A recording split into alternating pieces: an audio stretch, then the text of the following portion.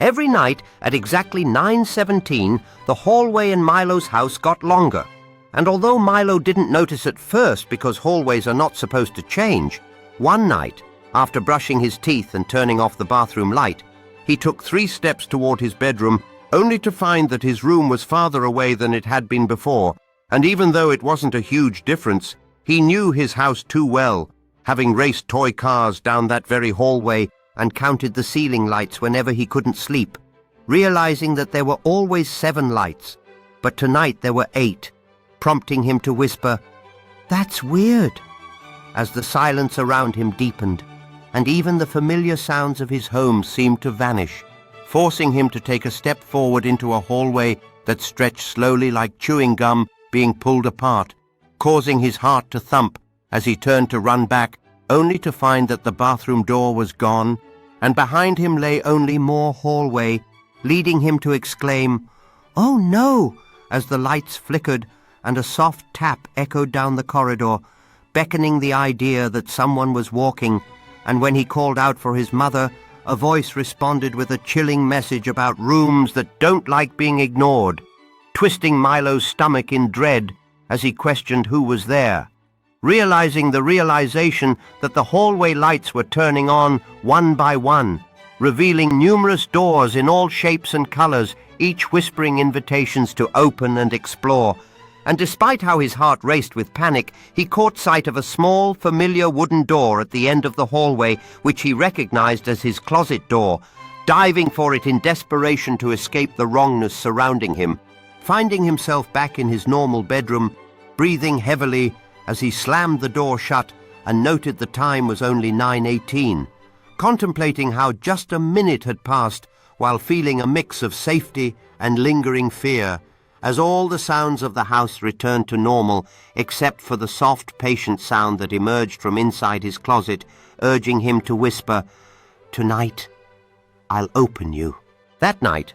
as the clock ticked closer to 9:17 once again, Milo felt an unsettling mix of bravery and trepidation bubbling within him, knowing that he had to confront whatever waited behind the closet door, a task that grew heavier with the weight of silence pressing in around him. The shadows seemed to deepen as he glanced at the clock, its hands creeping toward the fateful hour, each minute feeling like an eternity as he prepared himself mentally for what lay ahead.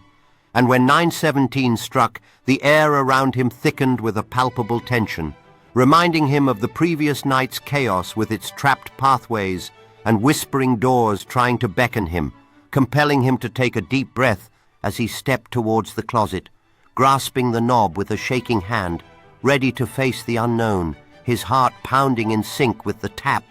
tap, tap he had come to dread, yet also yearn to uncover.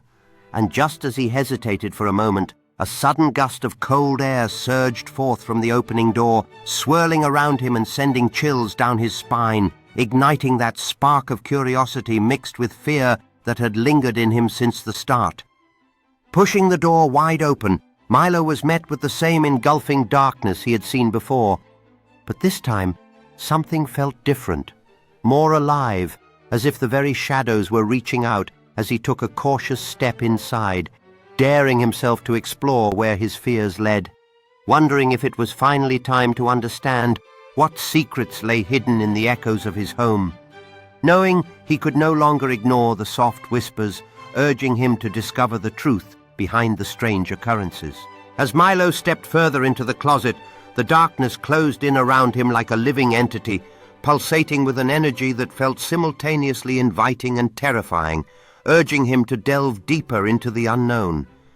The air grew heavier as he moved cautiously through the thick shadows, catching sight of outlandish shapes formed by the darkness. His familiar toys morphed into grotesque caricatures that seemed to watch him with hopeful anticipation, their painted eyes glimmering under the meager light that beckoned him closer. Every step he took was met with an echo of his heartbeat, each sound amplifying the already distorted reality in this warped space that juxtaposed his own. And as he pressed on, Milo heard whispers that swirled around him, words both spoken and unspoken intertwining in the oppressive atmosphere, urging him to remember those moments spent in his room, playing and dreaming without acknowledging the corners of his existence that had long been ignored. Pressing forward still, Milo finally stumbled upon a small glimmer at the end of the dark expanse, a flickering light reminiscent of the ceiling bulbs back in his hallway, illuminating a doorway that looked just like his own, but stood slightly ajar, almost inviting him in with an unearthly pull, nudging him to uncover the truths hidden behind that thin veil separating his reality from the distorted world of the closet. Heart racing with both dread and wild curiosity, Milo reached for the doorknob once more and turned it, bracing himself for whatever revelations awaited him on the other side, knowing there was no turning back now.